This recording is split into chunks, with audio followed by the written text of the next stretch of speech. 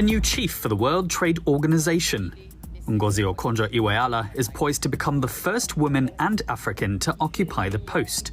A finance minister in Nigeria and top World Bank economist with a reputation for shaking things up, she now faces her biggest challenge yet in international trade, building bridges between adversaries and bringing a fresh approach to a struggling organization.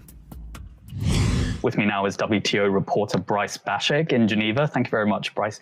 So Okonjo-Iweala poised to take the top job. What is she bringing to the table? Ngozi Okonjo-Iweala is an excellent pick to lead the World Trade Organization. The 66-year-old Nigerian is a developmental economist who was educated at Harvard University in the 70s and earned her graduate degree in economics from the Massachusetts Institute of Technology. She then spent 25 years at the World Bank, where she rose to the second highest position and served 2 stints as Nigeria's finance minister. Her term as finance minister was generally considered to be positive. She helped negotiate a 2005 deal to write down $18 billion worth of Nigerian debt to the Paris Club.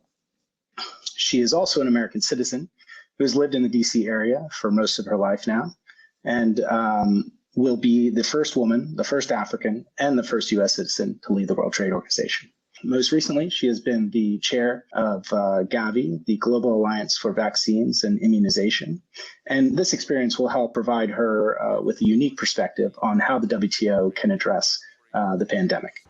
So, Bryce, the WTO in recent years has become dysfunctional in a number of areas. Could you take us through some of those key issues and then perhaps give us some insight into what her approach is to resolve these? Well, the WTO does 3 primary things. It helps nations negotiate trade deals. It helps them monitor those trade deals. And third, it helps them settle any disputes that they may have. So over the past 25 years, WTO has actually had a poor history of negotiating trade deals. It has one trade facilitation agreement, but broadly hasn't brought down trade liberalization and tariffs since it was first established. Its dispute settlement function was paralyzed in 2019 by the Trump administration, who felt that it was not working properly. So the organization itself is now kind of in a holding pattern, and most trade ministers around the world believe it needs to be reformed. Ngozi Okonjo-Iweala has campaigned as her experience as a strong reformer in Nigeria, and she wants to bring together nations to come up with areas of common agreement so that they can move forward with new trade negotiations and making the organization fit to govern the 21st century global trading system. Now, a word of caution here. The Director General broadly doesn't have as much power as, say, a president or a prime minister. Her job is to facilitate meetings, to set agendas, to speak to the press, and occasionally to help mediate disputes. That said, she plans to play a stronger role than Director Generals in the past, and to try to bring this organization back to its feet. The United States under Trump was the only country to veto her appointment to the top job. And we also know that U.S. relations with the WTO in general have been strained for several years. So how significant is the change of guard in the United States now for the WTO? So the Trump administration did not really like the WTO. President Donald Trump believed that China's accession to the WTO in 2001 helped China rise at the expense of countries like the United States, who saw their manufacturing capabilities hollowed out as jobs were shipped overseas.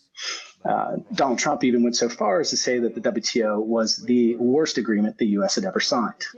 His administration, through various policies, crippled the WTO, and most recently blocked the appointment of Ngozi Okonjo-Iweala to be Director General.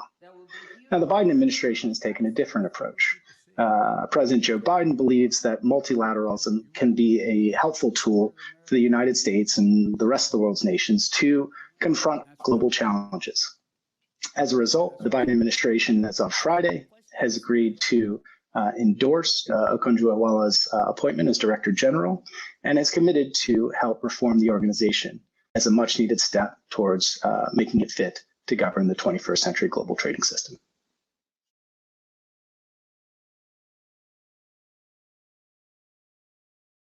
The biggest stories the moment they happen from around the globe. Subscribe to Bloomberg Quick Take now for insight in an instant.